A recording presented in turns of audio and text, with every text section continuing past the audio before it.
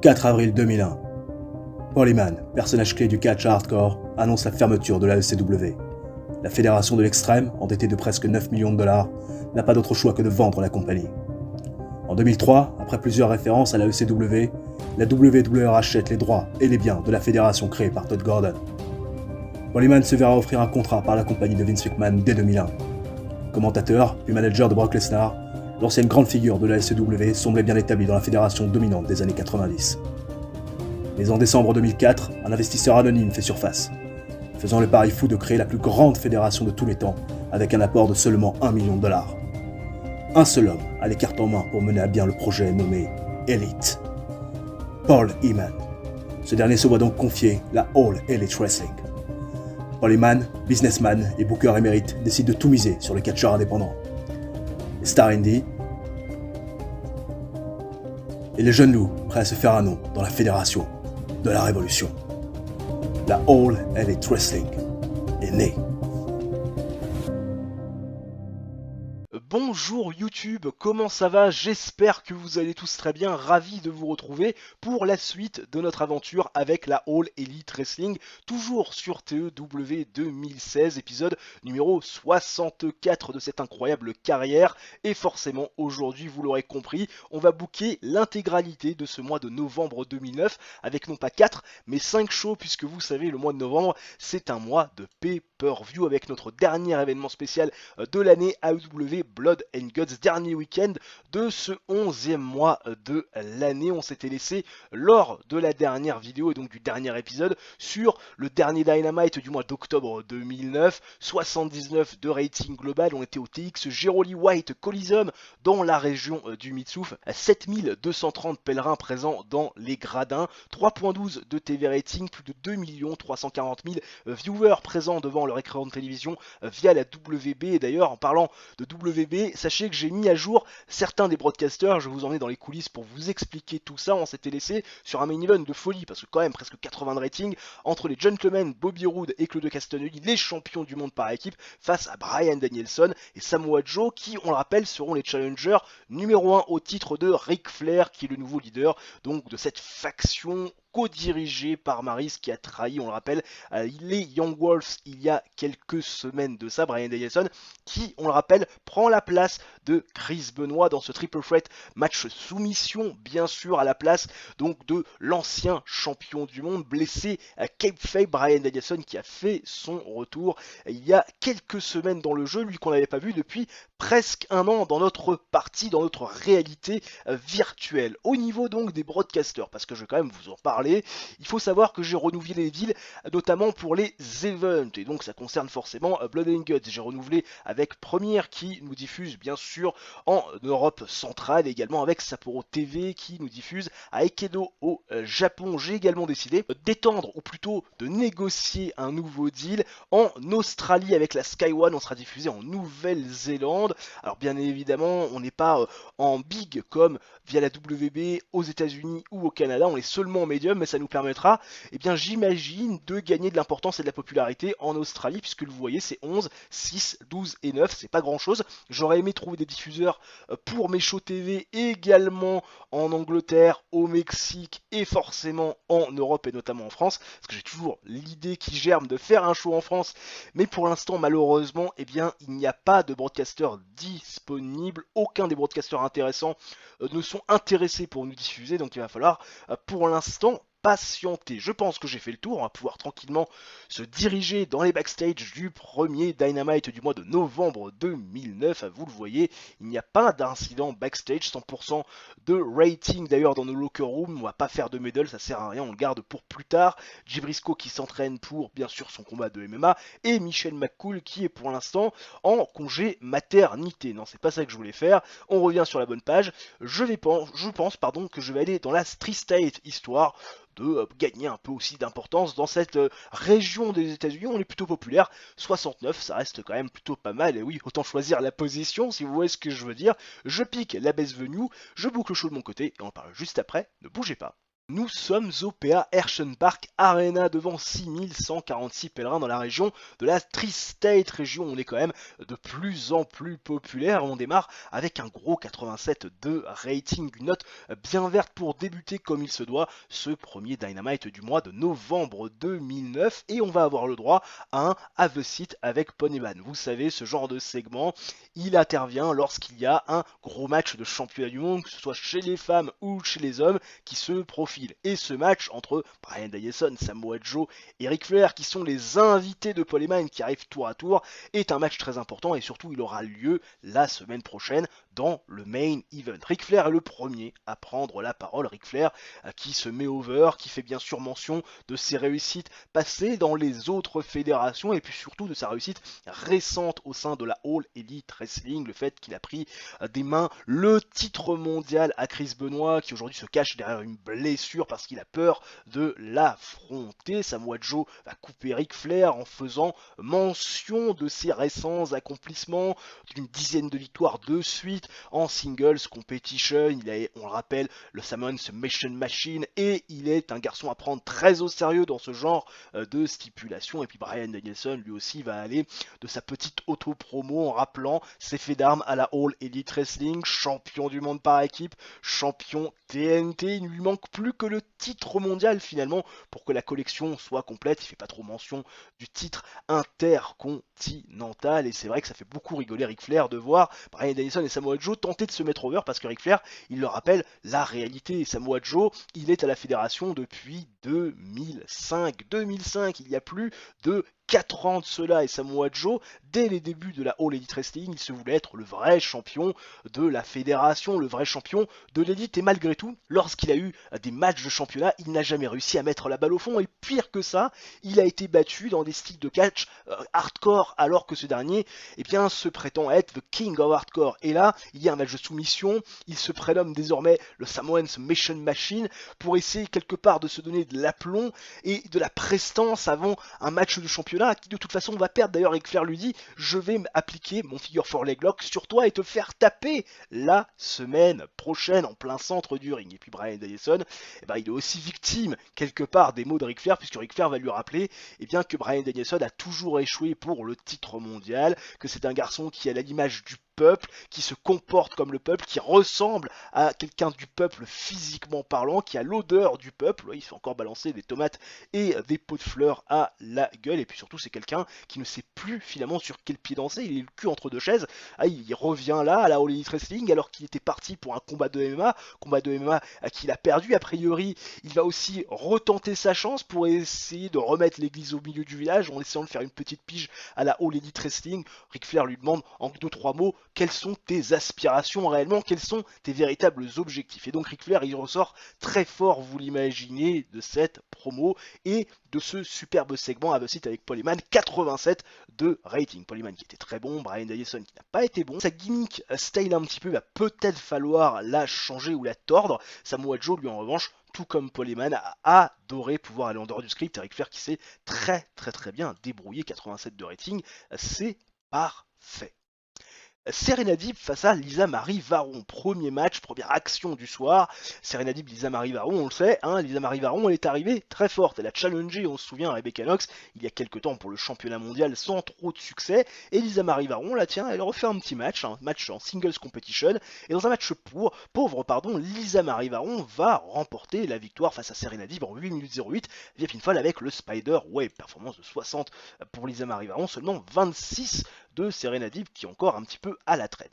Ouh, pop, le gros 83. Alors celui-là, je m'y attendais absolument pas. Bug du jeu, je n'en sais rien. En tout cas, les filles intéressent. Mais alors à ce point-là, je n'y aurais pas cru. Vous vous rendez compte, on fait presque aussi bien qu'un segment masculin avec les stars que sont, on le rappelle, Ric Flair, Samoa Joe, Paul Heyman et bien sûr Bryan Danielson. Ce segment, et dans ce segment, pourtant il va pas se passer non plus énormément de choses, il faut savoir que Lisa Marie Varon va prendre le micro. Elle va être accompagnée de Lacey, parce que Lacey, on le sait, elles sont un peu copines toutes les deux. Elles ont essayé de servir un peu leur intérêt il y a quelques semaines, quelques mois de cela. Et Lisa Marie Varon va mettre finalement Reign en face de ses responsabilités et quelque part de toutes ces incohérences, parce que Lisa Marie Varon revient finalement sur le sujet qui était un petit peu d'actualité il y a encore quelques semaines, à savoir le rematch de Lacey pour ce titre TBS et Reign qui s'est défilé alors qu'elle lui avait dit le mois dernier qu'elle lui donnerait une opportunité. Finalement, il n'y a rien eu de tout ça. Est-ce qu'elle se défile pas? Et Lisa Marie Varon a envie de lui faire payer finalement son affront, c'est-à-dire de ne pas avoir donné à Lacey, son meilleure amie au sein de la All Elite Wrestling, un match de championnat, son rematch, puisque c'est marqué dans sa clause. Et Lisa Marie Varon, finalement, elle se verrait bien challenger Reign, elle se verrait bien lui prendre le titre TBS et quelque part derrière offrir à Lacey une opportunité de titre et que ça se fasse entre copines finalement dans les règles de l'art. Et Reign va bien sûr, vous l'imaginez, se ramener avec son titre TBS, elle va tout simplement justifier le fait que Lacey n'ait pas eu un rematch de sa clause le mois dernier par le fait que Paul Heyman n'ait pas booké ce match alors que Reign lui en avait fait mention plusieurs fois, que s'il y a un responsable à tout ça, c'est plus Paul Heyman qu'il faut venir chercher que Reign et qu'elle accepte bien évidemment la proposition et le challenge de Lisa Marie Varon. Voilà, en remettant son titre TBS en jeu, ça ne lui fait pas peur, elle ne recule devant aucun challenge. Lisa Marie Varon était très bonne pour aller en dehors du script. Masterful job de Lacey, Reign qui a été très bonne aussi, et ça fait 83, merci mesdames. Brandon Tomaselli contre Katsushika Okada, 77 de rating, un gros rating pour un match que j'ai mis en qualité de Steal the Show, 80 de performance in ring pour Okada, 58 pour Brandon Tomaselli, ça vaut ce que ça vaut. Match avec du bon catch, une décente réaction de la foule. Katsushika Okada défait Brandon Tomaselli en 10 minutes 59 via pinfall. Voilà, fair and square, on va pas se le cacher, ça reste de la très bonne action et Okada qui reprend une très belle victoire. À l'issue de... Qu'est-ce qui s'est passé? C'était absolument pas ça, là je me suis trompé. Parce que normalement, j'ai inversé les segments, c'est pas grave. Donc ce segment, techniquement, est après celui qui va arriver ensuite. Voilà. Je sais pas si vous me comprenez. Donc là, on retrouve dans les backstage Rena Mero qui interviewe Tyler Black. Tyler Black est donc présent en coulisses et Rena Mero lui parle de ce match de championnat qui va devoir finalement avoir lieu dans le main event avec ce titre TNT qui va donc être remis en jeu face à Nick Nemeth. Et forcément, Rena Mero elle fait mention des récentes défaites de Tyler Black qui n'a pas gagné un match depuis son sacre en tant que champion TNT et ses prises de pouvoir face à Katsushika Okada. Tyler Black il est assez énervé des questions de Rena Mero, il est assez énervé de cette statistique là de 3 défaites pour 0 victoire depuis sa prise de pouvoir sur le titre TNT, il s'énerve, il devient même hystérique, et Nick Nemeth va arriver bras dessus avec Barbara Keenan et va chambrer Tyler Black en lui disant ah c'est vrai ça quand même, t'as pas beaucoup de victoires, même aucune depuis que t'as pris le titre TNT, finalement il y a 2 interrogations, est-ce que tu vas pouvoir gagner un match ce que tu n'as pas fait depuis que tu es devenu champion, et puis surtout est-ce que tu vas pouvoir le gagner faire une square, est-ce que tu vas être capable de le gagner sans intervention aucune de tes partenaires et de tes acolytes au sein de la troupe des Gentlemen. 72 de rating, voilà, ça fait quand même le taf. Oh, voilà, 90 de rating, bon, c'est envolé, note bleue, magnifique. Donc ce segment, vous l'aurez compris, qui techniquement était avant celui dont je viens de parler. James Storm, qui alors que Katsushika Okada est en train de célébrer dans le ring avec Paul Heyman qui est présent à la table des commentateurs parce que c'est un peu le protégé quelque part de Paul Heyman. Katsushika Okada, c'est lui qui l'a intégré au sein de la All Elite Wrestling. James Storm va venir confronter Katsushika Okada. Il va annoncer à la foule qu'il a signé un contrat écrit avec la All Elite Wrestling, voilà, qu'il est désormais All Elite pendant une paire d'années et qu'il a envie de fêter ça dignement en affrontant la crème de la crème, et la crème de la crème pour lui, c'est Katsushika Okada qui est incroyable dans le ring, il veut un match face à Katsushika Okada, vous imaginez bien qu'Okada est prêt et chaud à lui donner la semaine prochaine, Paul Heyman lui traduit les dires de James Storm, il y a aussi un interprète derrière pour que Katsushika Okada puisse comprendre, et Katsushika Okada est prêt à lui donner une opportunité dès la semaine prochaine, mais James Storm, lui, il refuse, il veut que ce match se fasse en pay-per-view parce que c'est un match qui vaut un événement spécial. James Storm, Katsushika Okada, ça peut être pas mal avec du bon catch, et rien que du bon catch. Performance de Paul Heyman extraordinaire.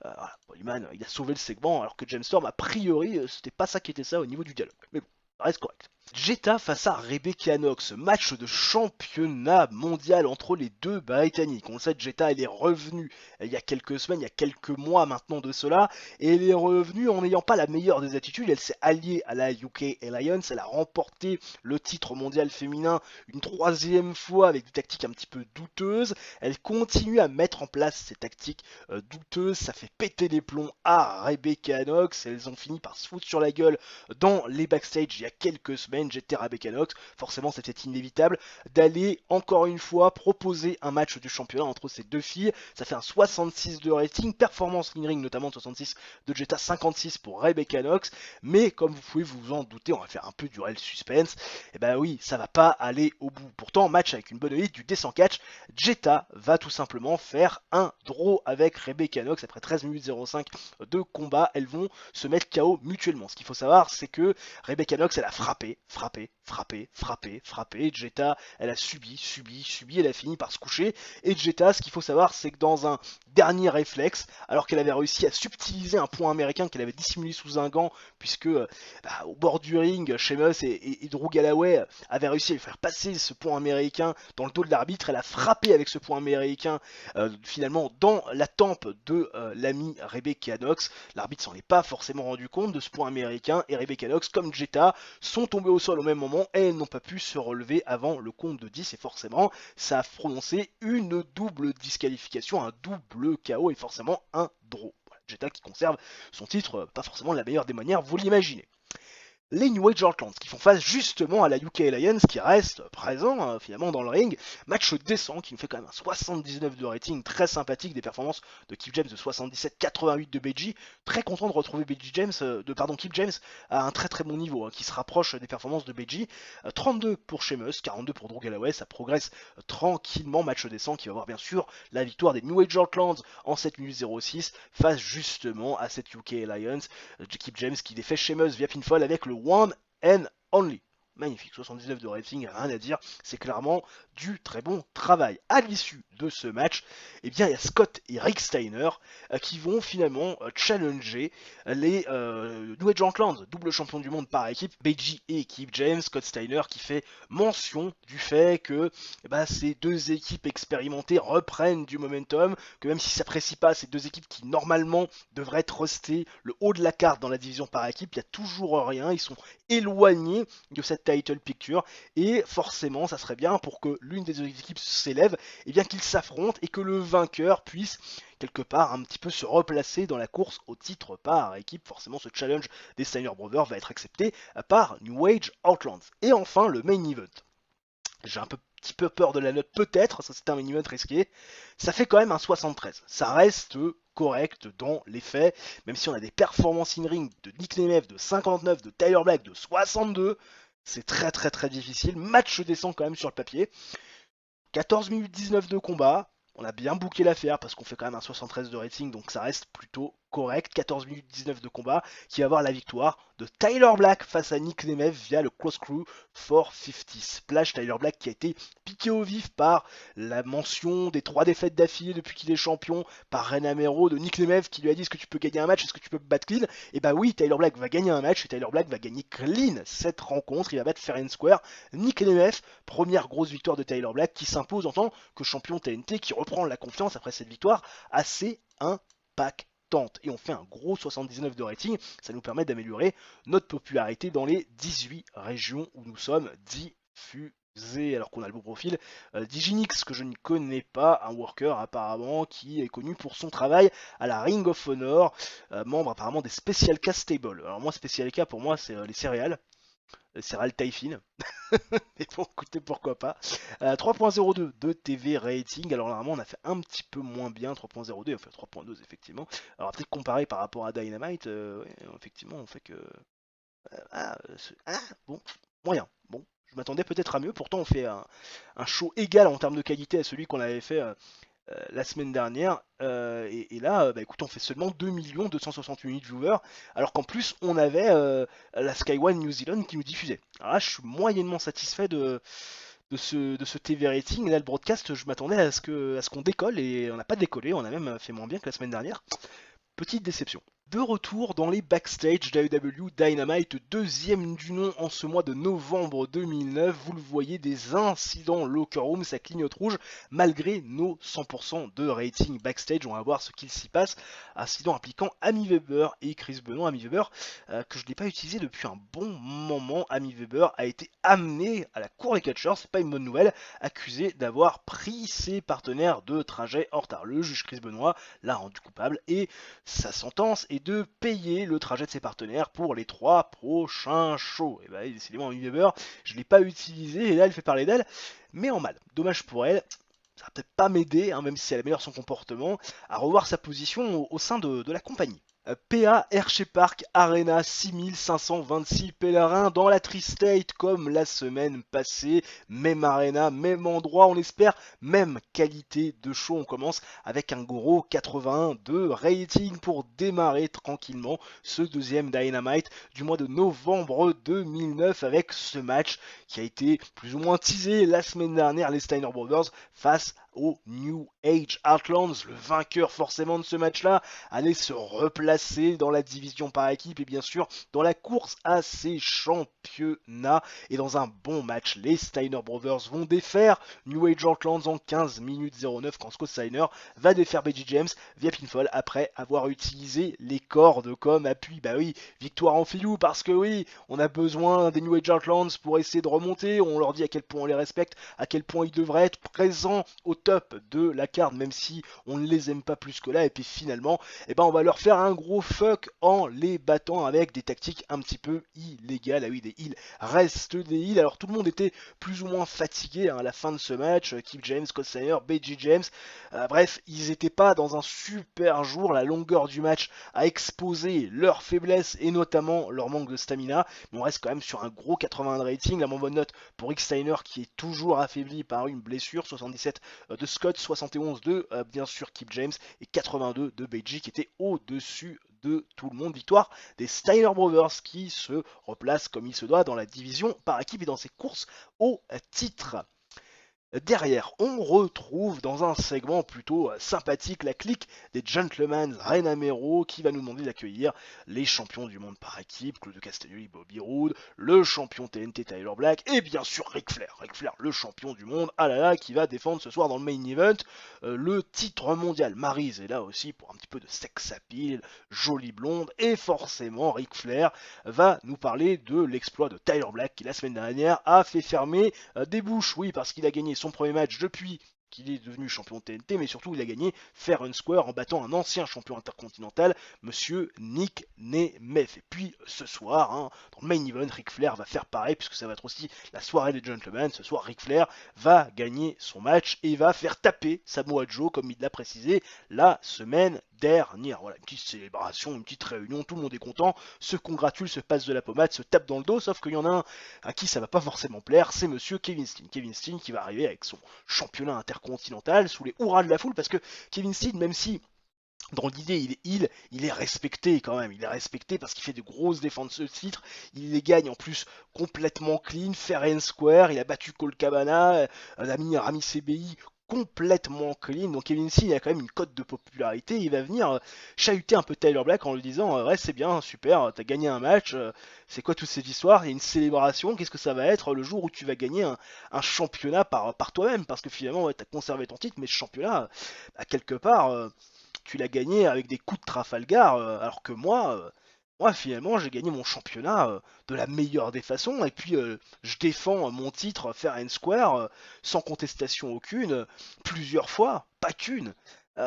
Donc quelque part, mon titre est un peu plus prestigieux que le tien, et ça me fait mal de voir ce championnat TNT auquel j'ai couru quelque part à un moment donné, enfin pour lequel j'ai couru, c'est un peu plus français comme ça, être autour des hanches d'un mec qui quelque part a profité de sa situation et de sa position au sein d'un groupe pour prendre quelque part une ceinture, avoir de l'or autour de ses hanches et être une parodie de champion. Hein. Donc ça énerve beaucoup Tyler Black, hein, qui s'est fait chahuter par Nick Nemeth la semaine dernière. Est-ce que tu vas gagner un match? Est-ce que tu vas pouvoir gagner clean? Et maintenant Kevin Steen qui remet en cause plutôt le prestige et l'importance du titre TNT, parce que Kevin Steen, selon ses dires, le championnat intercontinental est plus prestigieux que le championnat TNT. Kevin Steen, il se laisse même pas impressionné par le nombre, hein, Claudio Castagnoli, Bobby Roode, ça lui fait pas peur.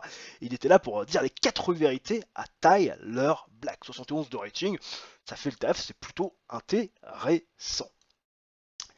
Derrière, Reign, AJ Lee et Serena Deeb vont donc faire face à l'équipe composée de Lisa Marie Varon, Lacey Van Erich et Angel Williams. Oui, ça me laisse aussi l'occasion de revoir dans le ring Lacey Van Erich, Angel Williams pour voir si ça progresse ou si ça progresse pas. De visu, je me dis que non parce que Lacey Van Erich fait encore un 18, un 27 pour Angel Williams. Il y a bien AJ Lee qui progresse hein, avec un bon 37, AJ Lee qui tapait les 30 il y a quelques mois, qui aujourd'hui est proche des 40, c'est un peu mieux. Un match terrible hein, sur le papier, bien évidemment, parce qu'il faut pas déconner. 8 minutes 47 de combat. Victoire de cette équipe de Hill, Lisa Marie Varon, Lacey Van Erich et Angel Williams, qui vont défaire bien les équipes de Face, Reign Edgy et Serena Deeb en 8 minutes 47, quand Lisa Marie Varon va défaire Reign, la championne, via pinfall, avec le Black Widow, après l'intervention de Lacey, oui, qui dans le dos de l'arbitre a frappé l'ami Reign, son ancienne meilleure amie, championne TBS, et Reign qui reprend une défaite, la troisième depuis quelques semaines, qui n'arrive plus à mettre un pied devant l'autre et qui, encore une fois, prend le pin. Et cette fois-ci, vraiment de manière assez impactante, puisque elle prend le tombé. Alors certes, intervention, il fallait un peu la protéger, c'est normal. D'ailleurs, elle n'était pas très contente de perdre le match, Reign, mais bon, quand même, c'est Lisa Marie Varon qui t'épingle dans le ring, c'est quand même pas n'importe qui. Et Reign qui peut-être en train un petit peu de douter. Bah, et le doute peut s'installer, parce qu'on est à quelques semaines, potentiellement, et même une semaine de l'affrontement avec Lisa Marie Varon. Et là, peut-être que ça va commencer à germer, hein, toutes ces défaites à répétition. Peut-être que la manque de confiance va s'y ressentir. En tout cas, des performances très intéressantes de Lisa Marie Varon en 63 et Reign qui fait un très bon 52. Voilà, ça reste des prestations de qualité.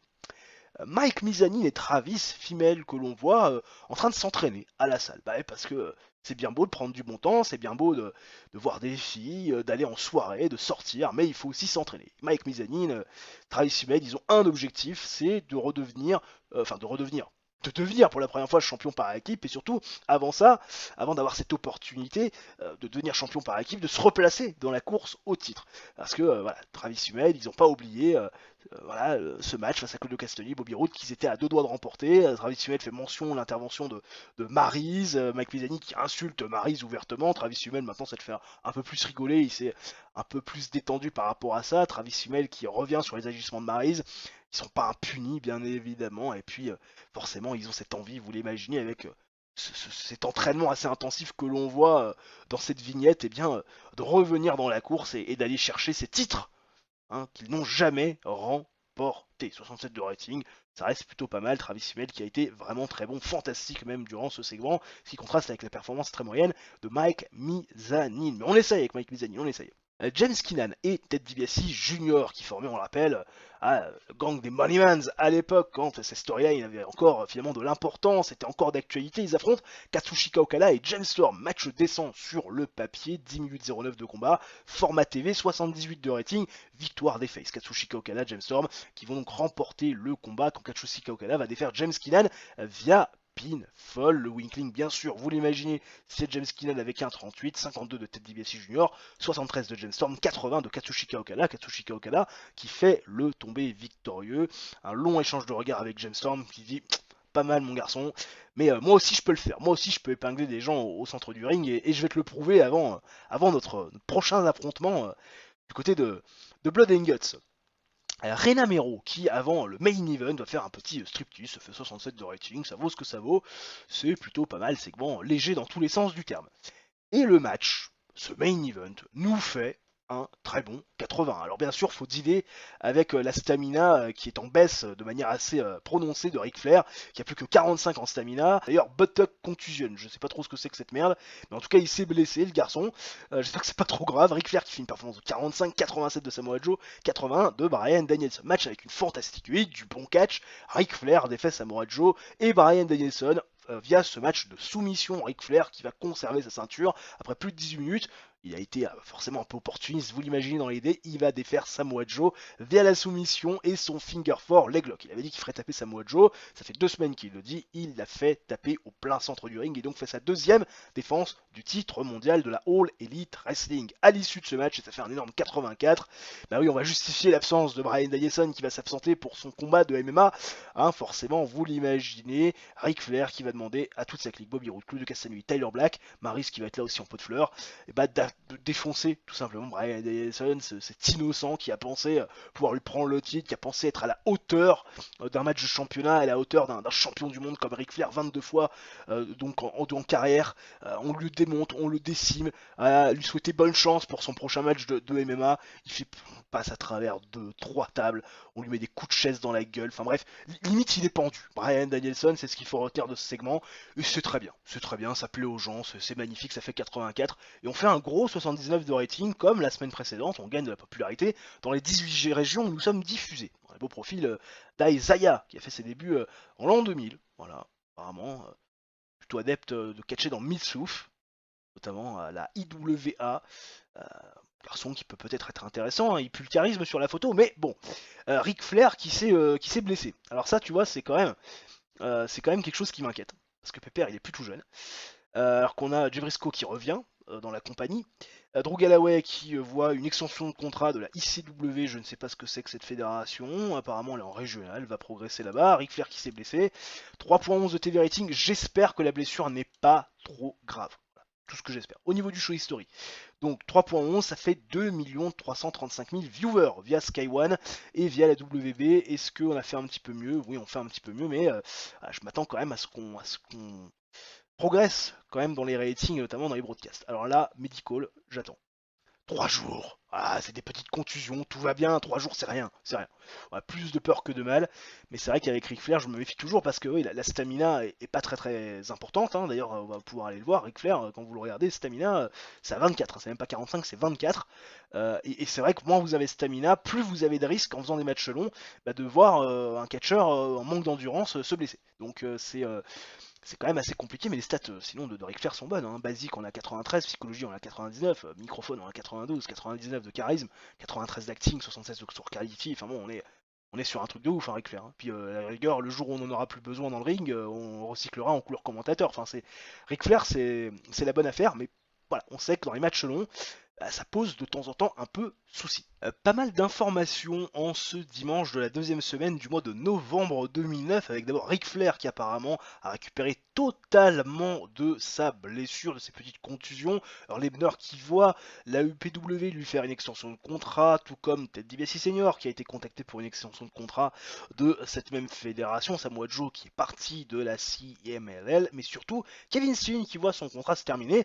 Et Kevin Steen, vous imaginez bien qu'on va le renégocier, alors pas en Rayton. Voilà, pour l'instant, tant que j'ai pas de personnes véritablement intéressées, je vais pas non plus mettre de l'argent comme ça, de manière avec des sommes aussi importantes. Si je peux le conserver en paix par apparence, on va le mettre pour l'instant pour 2 ans, trajet non couvert, on voit si Kevin Steen va nous rappeler, nous recontacter dans les prochaines semaines. Kevin Steen qui est champion GHSC Openweight Hardcore, hein. Ça peut aussi se comprendre parce que le garçon a 70 en hardcore. C'est là aussi où il est très intéressant, l'ami Kevin Steen. À n'en pas douter. Il y a aussi apparemment oui, une négociation de contrat avec Amazing Kong.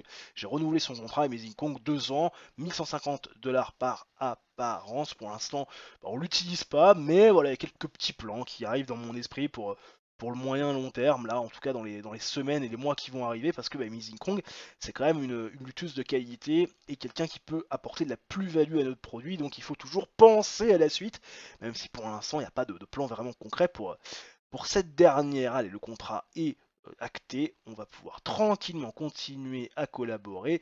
Merci madame. Dans les backstage du 3e Dynamite du mois de novembre 2009, 100% de rating locker room, mais des incidents à traiter, oui ça clignote rouge, on va tout de suite voir ce qu'il en est. Incident impliquant Ken Anderson et Bobby Roode, alors ça tu peux être sûr que c'est négatif. Qu'est-ce qu'ils ont fait? C'est con. Ken Anderson almost got a fight with Bobby Roode. Il s'est presque battu avec Bobby Roode, la moitié des champions du monde par équipe. Ça a causé pas mal de problèmes. Pourquoi? Parce que apparemment il y en avait un qui avait refusé de payer les dégâts sur la voiture de location de l'autre. Et forcément, eh bien après cette petite altercation, je dois dealer avec Ken Anderson et ça va être Stern Warning parce que j'en ai plein le cul. Il a annulé sa décision, mais je pars du principe qu'à un moment donné, il faut te calmer, surtout que déjà tu n'ouvres pas de grosses performances dans le ring. Si en plus tu commences à en venir aux mains avec une des top stars de notre compagnie pour des mauvaises raisons, et ben je finis par te punir pour de bonnes raisons. Nous sommes au EMO UCM Multipurpose Building devant 7863 pèlerins, bien évidemment, dans le Midwest, notre région de prédilection, là où on est le plus populaire et où on va couper en deux ce mois de novembre. Première partie dans la Tri-State, deuxième partie dans le Midwest, histoire de faire un peu de rating et surtout de faire un petit peu d'argent, histoire que à la fin du mois, on ait une balance économique plus ou moins positive. Et on démarre avec un 78 de rating, de très bonne facture. On commence bien sûr avec les Gentlemen, la clique des Gentlemen au complet. Ric Flair, le champion du monde. Tyler Black, le champion TNT. Claudio Castagnoli, Bobby Roode, les champions du monde par équipe, accompagnés bien sûr de Maryse pour que ça fasse un peu joli. Maryse en mode pot de fleurs, même si elle a quand même pris de l'importance au sein de cette faction. Ric Flair va prendre le micro et Ric Flair va vanter encore une fois la gloire des Gentlemen. Claudio Castagnoli, Bobby Roode, toujours champion par équipe, ils font briller ses ceintures. Maryse est toujours aussi jolie, une belle plante, c'est la plus belle femme de la All Elite Wrestling. Forcément, heureusement qu'elle est présente dans les Gentlemen parce que elle est classe, elle mérite, hein, elle a beaucoup de charisme, beaucoup de charme. Tyler Black toujours champion TNT, Ric Flair toujours champion du monde. Il a dit, enfin plutôt il a fait ce qu'il avait dit, c'est-à-dire faire taper l'ami Samoa Joe sur sa soumission. Tyler Black est toujours champion TNT avec ce magnifique match face à Nick Nemeth, cette victoire fair and square. Les Gentlemen n'ont jamais été aussi dominants et surtout les Gentlemen n'ont jamais été autant respectables. Ouais, parce qu'effectivement, Ric Flair et Tyler Black, qu'on le veuille ou non, ils ont remporté ces dernières semaines leur match de championnat fair and square, une défense de titre parfaitement clean. Seulement, eh bien, il y en a un qui va gâcher la fête, c'est Chris Benoit. Chris Benoit qui va faire un petit coucou et qui va rappeler à Ric Flair que il a un match de championnat qui l'attend. Bah, parce que Chris Benoit, il était blessé pendant quelques semaines. Alors, c'était kayfabe et jury pour qu'on puisse faire revenir Bryan Danielson, mais Chris Benoit, dans notre réalité virtuelle, était blessé au niveau de la cheville. Il s'est remis cette blessure. Il est parfaitement désormais en condition. Il est totalement apte à pouvoir se battre et à avoir son match de championnat. Et Chris Benoit, il annonce à Ric Flair eh bien, que du côté de Blood and Guts, il aura ce fameux match de championnat dans un submission match. Ça apparaît sur le titre en tronc, ça a été validé par Paul Heyman, ce qui fait beaucoup jaser au sein des Gentlemen. Ric Flair commence à monter sur ses grands chevaux. Comment ça, c'est pas possible, qu'est-ce qui se passe? Ric Flair pas forcément très content parce qu'il va devoir remettre son titre en jeu 2 fois en 2 semaines. C'était pas forcément prévu. Et il y en a un autre qui va profiter de la confusion générale pour venir faire une petite tête, faire un petit coucou. C'est Kevin Steen. Kevin Steen qui va commencer à monter sur le ring et puis à, à s'adresser directement aux Gentlemen en disant que il en a marre d'entendre ce groupe qui est quand même composé d'individualités relativement fortes avec beaucoup de potentiel ne faire que parler. Ça l'emmerde parce que Kevin Steen lui parle mieux avec ses poings qu'avec sa bouche et Kevin Steen ce soir il veut l'action. Il veut l'action, il en a marre qu'on commence à discuter, à toujours tailler le bout de gras dans une promo. Ce qu'il veut, c'est qu'on se batte.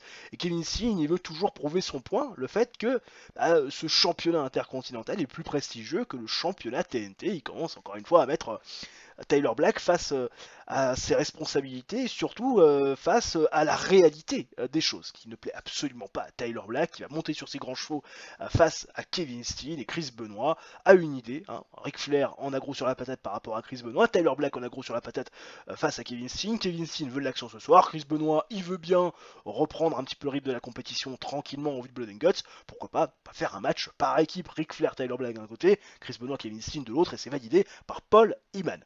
Ric Flair qui n'a pas été très bon pour aller en dehors du script, tout comme Tyler Black. Chris Benoit aussi loin d'être au top sur ce segment. Décidément, ils se sont tous passés le mot.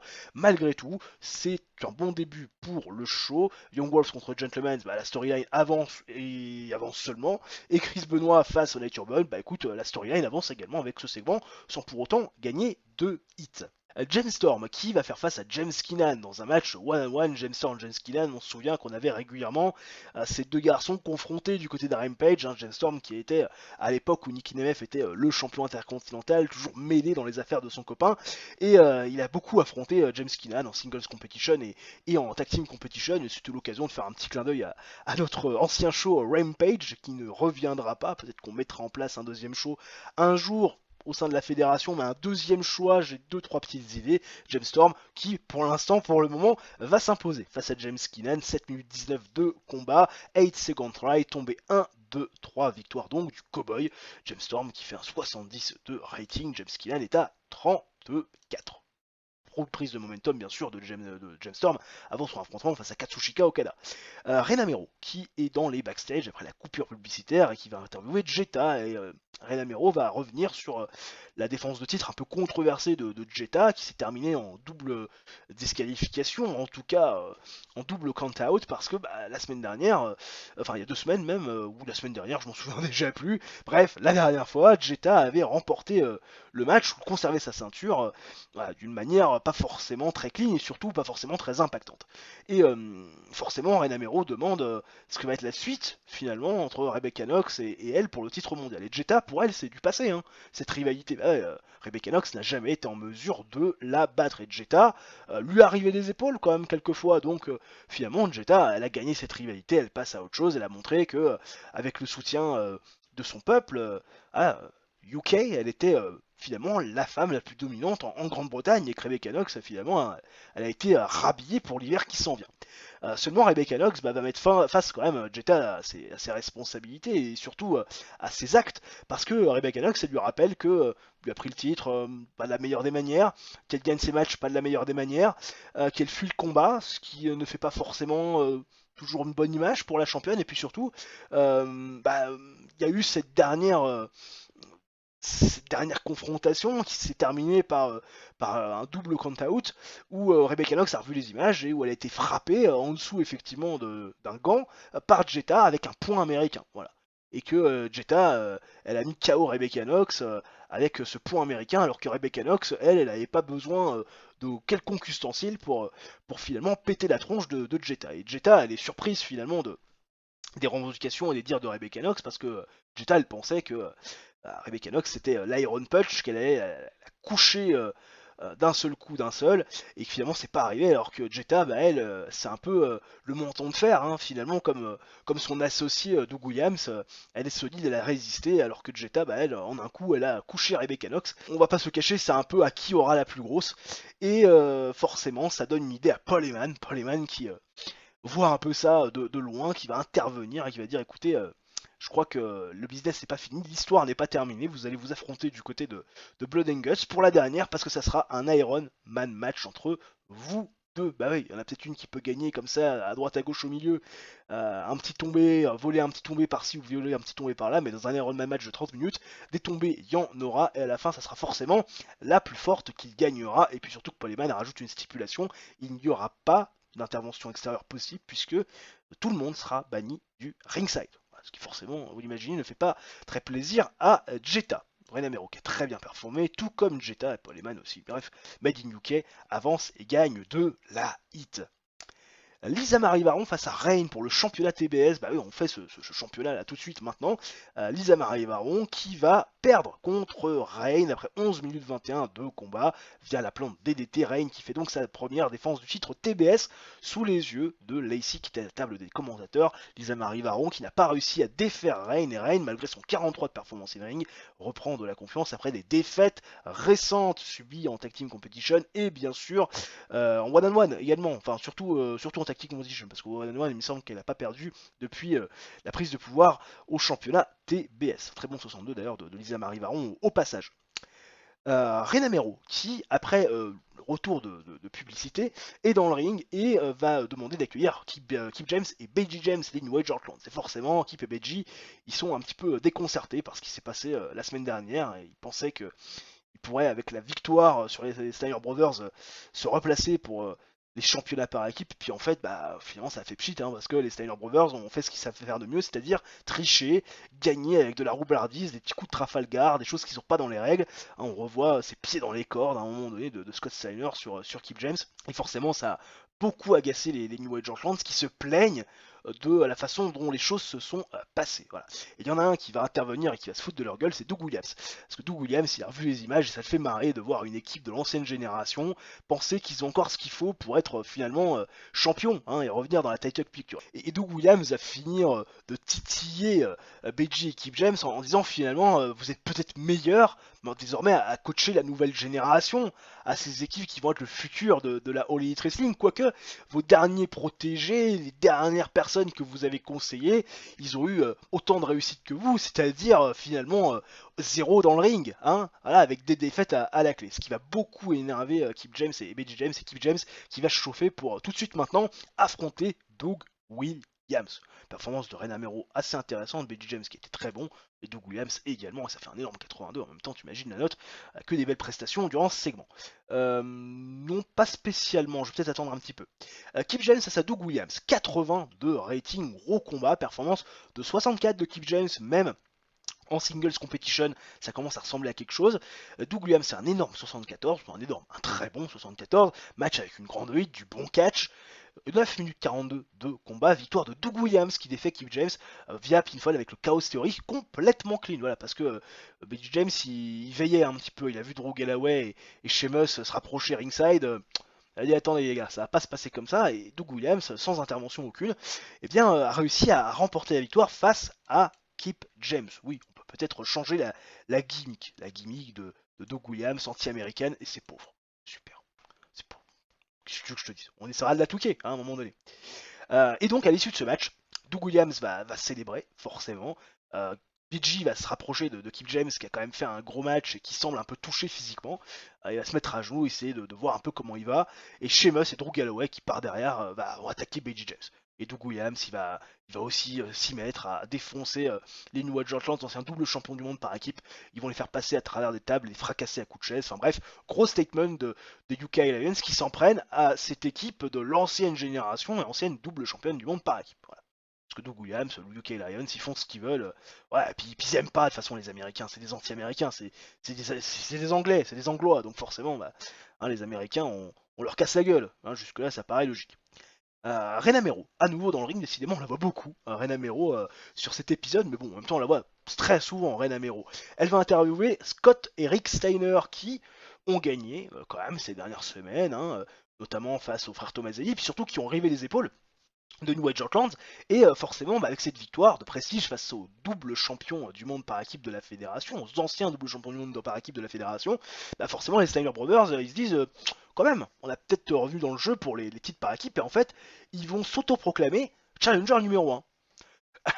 Et ce qui va pas du tout plaire à Mike Mizanin et Travis Hummel, les Young Wolves, qui rappellent quand même qu'ils restent sur quelques victoires par équipe, qui sont des anciens challengers numéro 1, qu'ils ont été battus pas à la régulière, ils allaient remporter le titre, et puis finalement Maryse, leur ancienne manageuse, ancienne petite amie de Travis Hummel, a fait pencher la balance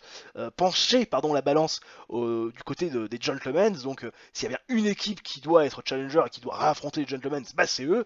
Et du coup ça se bagarre un petit peu, ça essaye de trouver des points pour justement permettre à l'une des deux équipes d'avoir un peu l'avantage sur le papier, et puis finalement on va convenir d'un match là tout de suite maintenant entre ces deux équipes, un match qui quand même on paper a de la gueule. Performance de Rena Mero incroyable, Mike Mizanin qui est toujours dégueulasse, Travis Hummel qui était très très bon, et voilà, tout ça se met plutôt bien pour le match qui suit, qui fait un énorme 80, les Young Wolves face aux Steiner Brothers. Alors du catch et uniquement du catch, voilà, faut quand même pas déconner à un moment donné, 80 de rating, match bon, 10 minutes 32, parce que faut quand même dans l'idée donner quand même une victoire impactante aux Young Wolves, qui vont défaire les Steiner Brothers en 10 minutes 32, quand Travis Hummel va défaire Scott Steiner. Il défait Scott Steiner, un pareil, Scott via pinfall, quand même extraordinaire. Voilà, 81 de rating, victoire de Travis Hummel et de Mike Mizanin, qui possiblement là avec cette victoire vont être challenger numéro 1 pour les titres par équipe, bien sûr, du côté de Blood and Guts, face aux Gentlemen Claudio Castagnoli et Bobby Roode, à ainsi prendre leur revanche. 66 de performance healing de Mike Mizanin, qui se rapproche de 70, très bien. Travis Hummel est à 77, 49 de Rick Steiner, Scott est à 80, ouais, la storyline The Wall face aux Gentlemen, voilà, ça avance, bien sûr que ça avance, c'est logique.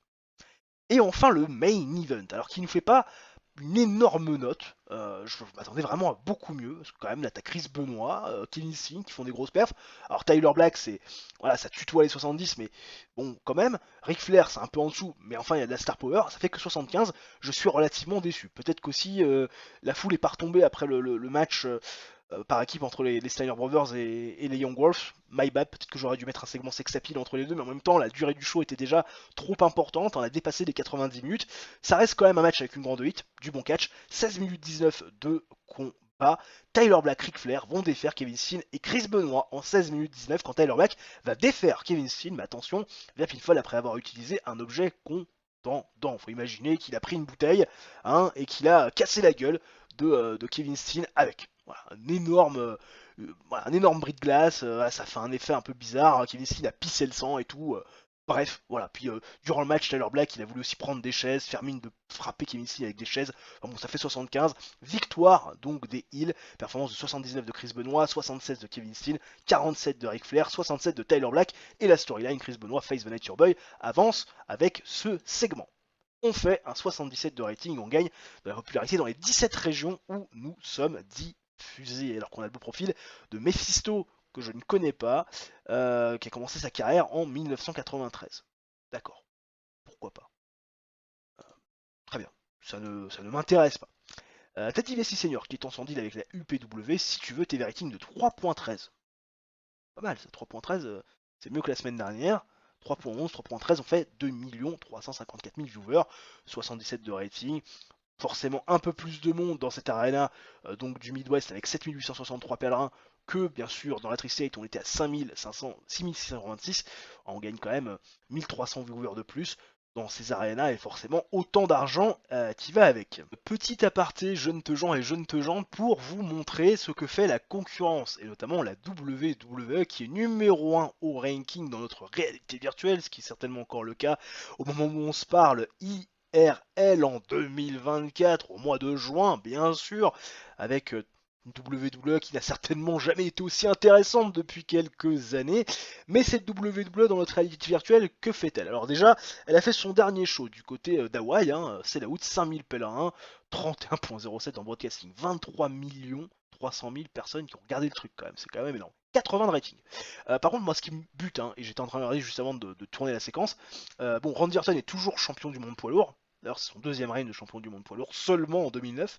Randy Orton qui est très très loin de ce qu'il avait réellement IRL du côté de la WWE. Par contre, ce qui me bute, c'est qu'on ait toujours autant de matchs qui se terminent par des disqualifications. DQ, DQ, tout le monde reste fort, quoi. Je veux dire, Trish Stratus, Christian, voilà, c'est double DQ face à une équipe que je connais pas, double top. Ok, c'est Beth Phoenix et Mickey James. Randy Orton, voilà, il défait Christian by DQ. C'est incroyable le nombre de DQ qu'il y a quand même. Je suis toujours aussi impressionné par le truc, tout le monde reste fort. Comme quoi, voilà, on est vraiment. C'est très, très représentatif de ce qu'on retrouve chez WWE, même encore aujourd'hui. Voilà. Puis certains se diraient c'est peut-être aussi représentatif de ce qu'on retrouvait dans la carrière de Sturi qui a fait son épisode numéro 70 de la ECW, épisode que j'ai eu plaisir à regarder comme vous, j'imagine, bien évidemment, même si on ne sait pas si oui ou non il va continuer, Sturi, parce que son objectif c'était que sa fédération, la ECW, devienne fédération numéro 1 dans le monde. C'est désormais fait. Est-ce qu'on aura un épisode numéro 71 ou est-ce qu'on va partir sur quelque chose de différent? Je crois qu'à un moment donné il parlait de la ROH en 2005, donc justement utiliser la database euh, que l'on utilise aujourd'hui, pourquoi pas, ça pourrait être aussi intéressant. Alors que là, on revient à notre jeu et les incidents backstage, bien évidemment, incidents impliquant Brandon Tomaselli et Chris Benoit. Brandon Tomaselli a été amené à la cour des catcheurs, accusé d'avoir, qu'est-ce qu'il a fait? Il a oublié de nettoyer le locker room. Le juge Chris Benoit l'a rendu coupable, sa sentence est bien sûr de tout nettoyer et bien sûr d'acheter de la boisson pour tout le monde après le show, bien sûr sans alcool, parce que l'alcool, messieurs, dames, avec modération. Brandon Tomaselli, un bon gars, il améliore son comportement, bien sûr, bah oui. Bon, en même temps, un ancien champion intercontinental qui a un état d'esprit irreprochable, ça ne peut qu'améliorer son comportement après une petite bêtise qu'on peut, je pense, pardonner. EMO UCM Multipurpose Building 7780 pèlerins présents dans les gradins. Nous sommes au même endroit que la semaine dernière avec, on espère, un show qui sera encore plus qualitatif que le précédent. Bien évidemment, c'est le Go Home Show d'AEW Blood and Guts, notre dernier pay-per-view de l'année 2009, et on démarre forcément très fort avec un 80 de rating extrêmement solide et la clique des gentlemen au complet. Ric Flair, le champion du monde, Tyler Black, bien sûr, le champion TNT, Claudio Castagnoli, Bobby Roode, les champions du monde par équipe, et puis Maryse, bien sûr, pour faire joli, ils sont toujours très charismatiques, très jolis à regarder, très bien habillés, bah oui, forcément en costume, cravate, en robe pour Maryse, hein, ça met bien sûr en valeur ses attributs et ses formes très généreuses. Et Ric Flair prend le micro et va revenir bien sûr sur sa victoire la semaine dernière dans le main event, dans un match 2 contre 2, il avait fait équipe avec Tyler Black et ils ont battu l'équipe composée de Kevin Steen et bien évidemment de Chris Benoit, son challenger annoncé pour Blood and Guts. Bien sûr, on fait absolument pas mention de Tyler Black et du fait qu'il ait introduit dans le ring un objet illicite, qu'il a cassé sur la tronche de Kevin Steen qui pissait le sang derrière une bouteille de verre. On ne fait pas non plus mention de ses nombreuses tentatives de frapper à coups de chaise dans le dos de l'arbitre Kevin Steen. Il voulait vraiment avoir la peau de Kevin Steen. Tyler Black qui ne supporte pas le fait que Kevin Steen puisse, comme ça, prétendre que son championnat est plus prestigieux que le tien, alors que le titre TNT c'est quand même le titre secondaire de la fédération. Après cette victoire de Ric Flair et Tyler Black la semaine dernière, bah forcément Ric Flair se pose la question de savoir à quel moment Chris Benoit est vraiment légitime pour avoir un match de championnat du côté de Blood and Guts, sachant qu'il avait déjà refusé le combat avec cette pseudo-blessure qui n'en était pas vraiment une. Enfin bref, Ric Flair, il demande à Paul Heyman de prendre une décision. Et Paul Heyman,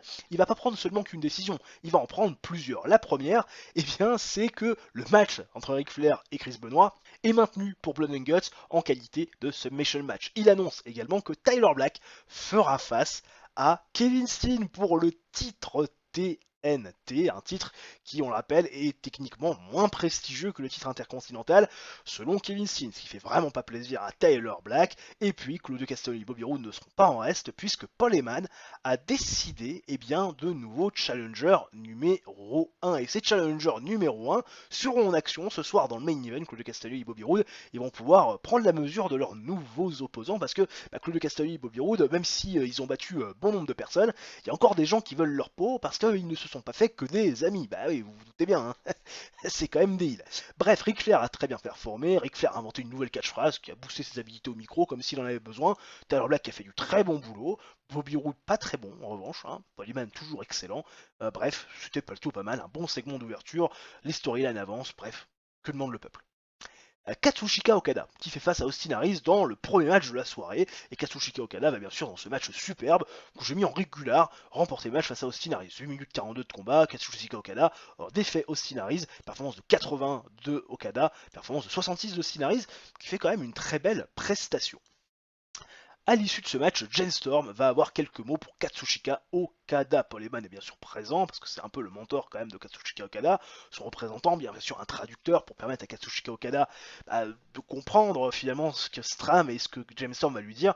Et James Storm va à nouveau mentionner les qualités de Katsushika Okada, lui dire qu'il a été encore plus impressionné ces dernières semaines par ses prestations, qu'il a été honoré de pouvoir faire équipe avec lui aussi, c'était une belle expérience. Mais James Storm, bien sûr, ce match face à Katsushika Okada, du côté du pay-per-view, il est très important pour lui. C'est pas seulement l'opportunité de battre un vrai compétiteur, parce qu'il considère Katsushika Okada comme vraiment une rising star et la personne qui aujourd'hui est la plus intéressante à affronter. Mais surtout, il se dit qu'après une victoire face à Katsushika Okada, il pourrait clairement se rapprocher d'un titre secondaire, voire peut-être un titre principal, tellement Katsushika Okada a le vent en poupe. Parce que oui, James Storm, c'est vrai que ces derniers temps, il n'était pas forcément dans des storylines qui le concernaient vraiment personnellement. Il a beaucoup accompagné Nick Nemeth, il a beaucoup finalement aussi surveillé les arrières de l'ancien champion intercontinental. Il a eu quelques opportunités de temps à autre pour essayer de pouvoir se mettre dans la title picture de la division par équipe, mais lui ce qu'il veut c'est un titre solo, et une victoire face à Katsushika Okada pourrait clairement changer tout ça. Katsushika Okada qui serre la main de James Storm, beaucoup de respect à la fin dans ce segment, et bien sûr l'affrontement du côté de Blood and Guts. Paul Heyman qui reste sur le ring. Paul Heyman, décidément, il a beaucoup de travail. C'est bon à 86 parce que, et oui, il y aura un have a seat avec Jetta et Rebecca Knox. Paul Heyman qui invite Jetta sur ces fameux canapés qui sont mis en place. Jetta et Rebecca Knox, la championne et la challengeuse, à bien vouloir venir s'expliquer avant le Iron Man match, enfin plutôt le Iron Women match du côté de Blood and Guts ce week-end. Et forcément, on veut revenir sur l'histoire entre les deux. Et Rebecca Knox nous explique que quand elle regardait la All Elite Wrestling, avant qu'elle arrive dans cette fédération, elle était en admiration devant Jetta. Une Britannique comme elle, le même âge, qui avait finalement poussé dans ses derniers retranchements pour aller finalement sur un autre continent, partir seule à son âge, parfois moqué parce qu'on est raillé quand on est européen, quand on arrive aux États-Unis, ils sont très anti-Europe, ils sont très nationalistes, ces Américains, et finalement c'est pas toujours évident de se faire une place. Donc elle avait beaucoup de respect pour Jetta, pour cette fighting champion, pour cette fille qu'on considérait pas dangereuse ou finalement être une championne digne de ce nom, mais elle a su faire son trou, elle a su aussi être respectée parce qu'elle a été respectable, battre les meilleurs, China, Amazing Kong. Elle repense encore à Jazz aussi qui a été battu à un moment donné dans sa première rivalité. Enfin bref, elle a beaucoup été impressionnée par Jetta, Rebecca Knox. Seulement, euh, elle a été surtout très surprise de ce qui s'est passé, de ce revirement de situation. Ce qui fait qu'aujourd'hui, elle n'a plus de respect pour Jetta, c'est son attitude récente. Ah oui, quand même, la façon dont elle a gagné le titre face à Rebecca Knox, face à sa compatriote, la façon dont elle fuit ses responsabilités, la façon dont elle gagne ses matchs, la façon dont elle porte ce titre aujourd'hui qui n'a peut-être plus autant de valeur, plus autant de prestige, et finalement plus aussi considéré que ce qu'il était lorsque Rebecca Knox avait ce titre. Et Rebecca Knox aujourd'hui, elle pense pas que Jetta représente totalement le peuple britannique, elle représente une partie de ce peuple britannique très frustré de la façon dont les États-Unis les ont accueillis. Et Rebecca Knox, elle veut surtout représenter la vraie Grande-Bretagne, cette Grande-Bretagne fière, cette Grande-Bretagne qui n'a pas peur d'aller au combat, cette Grande-Bretagne qui veut se représenter de la meilleure des manières à l'international. Et donc Rebecca Knox, elle en fait une affaire d'État, une affaire de pays, une affaire d'image.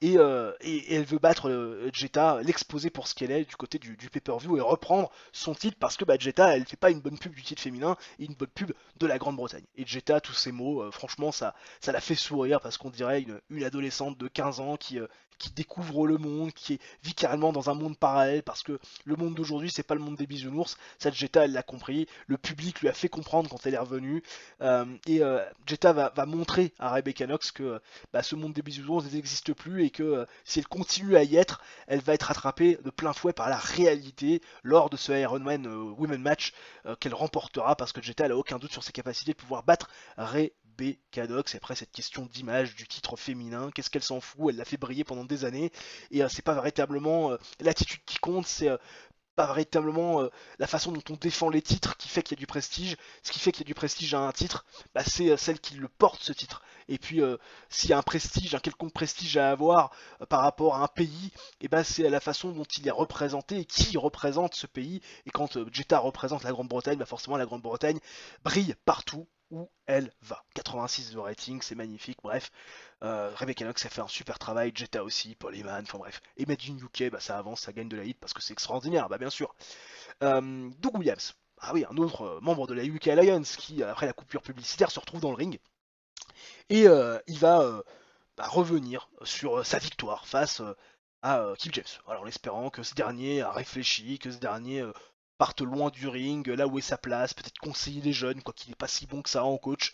Et Doug Williams revient aussi sur ses récentes victoires, parce que Doug Williams, depuis sa défaite face à Samoa Joe, au dernier pay-per-view, il reste sur 3 victoires consécutives, que ce soit en tag team competition ou en singles competition. Et Doug Williams, il veut qu'on lui donne le respect qu'il mérite. Et BG James va intervenir, et BG James va surtout aujourd'hui lui infliger la correction qu'il mérite, parce que BG James, il a eu des nouvelles de son meilleur ami, BG James. Il annonce que Kip James est en convalescence, il est blessé, aussi mentalement mais surtout physiquement.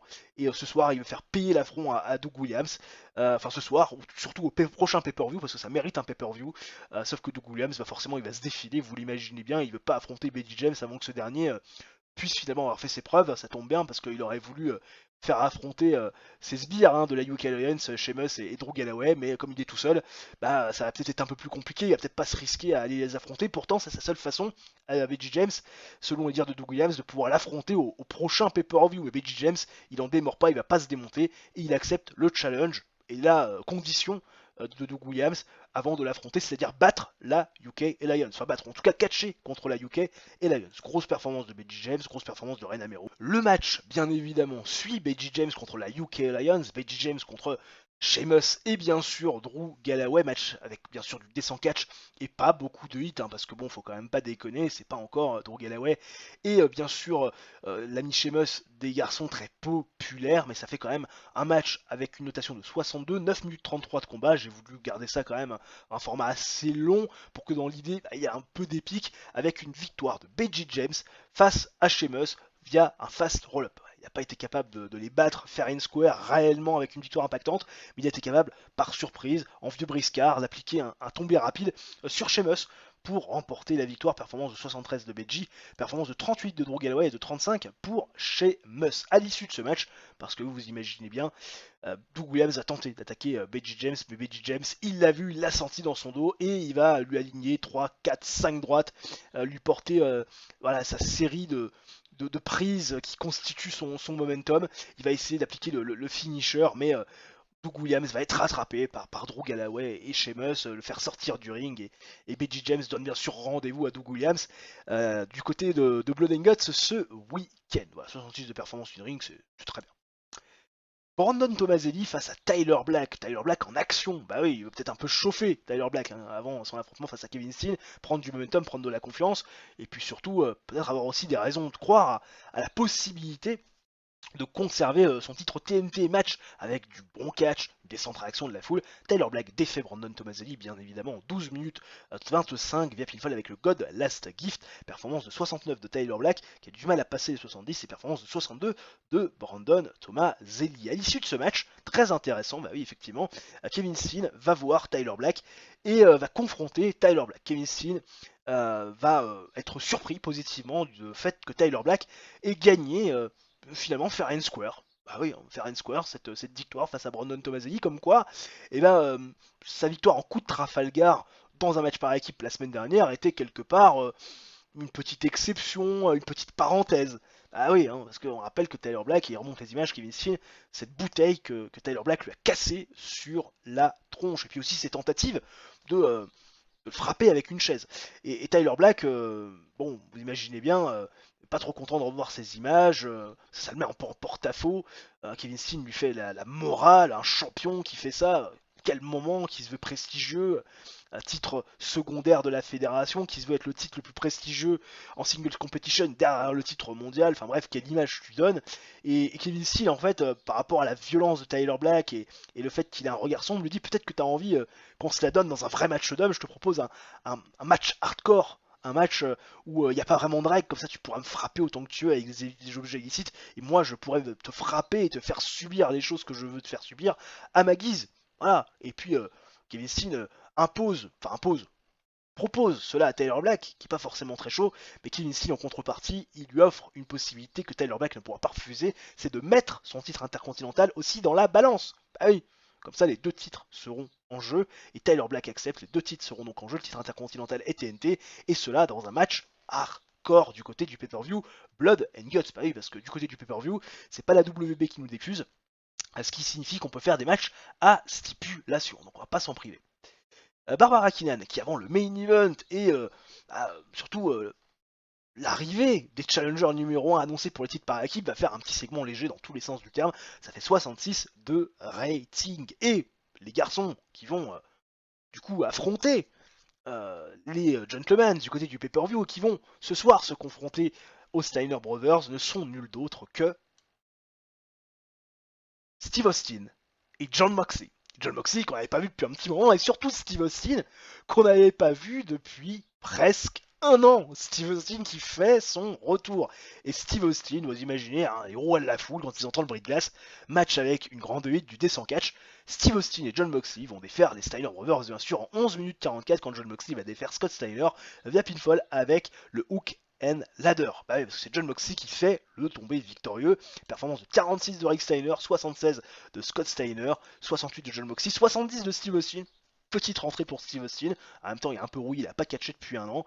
Et donc Steve Austin et Jon Moxley, au-delà de leur victoire face aux Steiner Brothers, qui s'autoproclamaient challenger numéro 1 la semaine dernière avant leur défaite face, donc on le rappelle, aux Young Wolves, et bien se voient battus par Steve Austin et Jon Moxley, qui sont donc les challengers numéro 1 qui affronteront les amis Bobby Roode et Claudio Castagnoli du côté de ce week-end à Blood and Guts. Et derrière, Steve Austin prend le micro, Jon Moxley accompagne, et Steve Austin annonce qu'il est de retour, et surtout qu'il veut sa revanche, parce que oui, quand il a perdu son titre face à Kevin Nash il y a presque un an, c'était à cause de l'intervention de Claudio Castagnoli, et bien évidemment de Bobby Roode, et il aura l'occasion de leur faire payer ça au prochain pay-per-view. Voilà. Et la storyline, Young Wolves, Gentlemen's Avance, gagne de la hit, Steve Austin incroyable, on fait une prestation à 90 qui va nous permettre de terminer avec un gros 83 de rating et une popularité qui bien sûr s'améliore dans les 18 régions où nous sommes diffusés. Alors qu'on a le beau profil de Yoji Anjo, magnifique profil, alors que là j'ai un message, que se passe-t-il? Qu'est-ce qu'ils me veulent tous ces gens? Qu'est-ce qui se passe? Oui. Ah, très bien, oui, non, mais oui, c'est effectivement ça. Oui, bon, bah, écoutez, ils attendront des messages d'ordre d'ordre professionnel, pardon, mais ils attendront. Voilà, là, on joue à TEW à un moment donné, il faut pas déconner. Kazuchika Okada, qui ressent les effets de la fatigue, d'accord, on va prendre note, 3.15 de TV rating. Avant de regarder le rating, qu'est-ce qui se passe? Bah, pas de fatigue apparemment, plus prononcé que ça pour l'ami Katsushika Okada. On verra bien comment ça va se goupiller cette affaire-là. 7780 viewers donc, hein, et 3.15 de TV rating, 2 364 000. Écoutez, on est en train de battre petit à petit des records, on est en train de s'établir. Voilà, très bien, gros 83 de rating, un très bon rating pour, on l'appelle le Go Home Show de Blood and Guts qu'on va se booker ce week-end et qui s'annonce particulièrement épicé. Nous sommes dans les backstage d'AEW de Blood and Guts, le dernier pay-per-view de notre année 2009. Et il y a pas mal de choses à faire au-delà des incidents locker room à traiter. Il y a bien sûr à mettre en place nos broadcasters. Bien évidemment, on va être diffusé sur la première, sur FX également, et puis sur Sapporo TV. On va laisser la WB parce que la WB, le problème, eh bien, c'est qu'on peut malheureusement pas faire de match à risque. Et vous le savez, on a un Ironman match et bien sûr, on a également un match hardcore pour les titres TNT et intercontinentaux. Donc là, voilà nos broadcasters. On va bien évidemment faire un psychosermon, c'est-à-dire un speech pour mettre tout le monde dans de bonnes conditions et qu'il soit gonflé à bloc. Voilà, il veut pas nous décevoir, c'est magnifique, on comprend. Parce que Paul Heyman, quand il est énervé, ça déconne pas. Et on a aussi des incidents à traiter. Kota Ibushi. Kota Ibushi, toujours l'élite. Apparemment, il était dans les locker rooms et il a créé une atmosphère plutôt intéressante, sympathique et joviale parce que il a à faire de la boisson pour tout le monde. Incident impliquant Serena Deeb et Melina Perez. Melina Perez et Serena Deeb qui apparemment s'entendent très bien backstage. Elles ont essayé, et ça a fonctionné, de permettre à ce locker room d'être de bonne humeur. Voilà, apparemment elles se sont fait des blagues sympas et puis ça a élevé les esprits de chacun dans ce locker room avant le début des hostilités. Merci mesdames pour cet incident très positif. Je m'en vais booker le show, on parle juste après, ne bougez pas. Nous sommes au Emma DCU Center, 13 593 pèlerins présents dans les gradins de cette arena du New England. On s'expatrie à nouveau dans une nouvelle région où on doit gagner de l'importance et de la popularité, mais enfin quand même, on a acquis ces dernières semaines, ces derniers mois, ces dernières années dans cette région parce que plus de 13 500 personnes présentes dans les gradins pour un événement spécial, ça commence à être significatif et on commence par une vraie déception. Tyler Black, Kevin Steen, je m'attendais tellement à mieux. Alors vous allez me dire, il y a la stipulation, le match hardcore. Tyler Black n'est pas forcément un adepte de ce genre de match. Kevin Steen se débrouille bien, même si seulement 72 de performance in ring, 63 pour Tyler Black. 68, c'est très très faible. Pourtant, on a laissé du temps, 15 minutes 41. D'ailleurs, en parlant de temps, on a allègrement dépassé les 120 minutes qui nous sont normalement conférées. Hein. Plus de 155 minutes au total.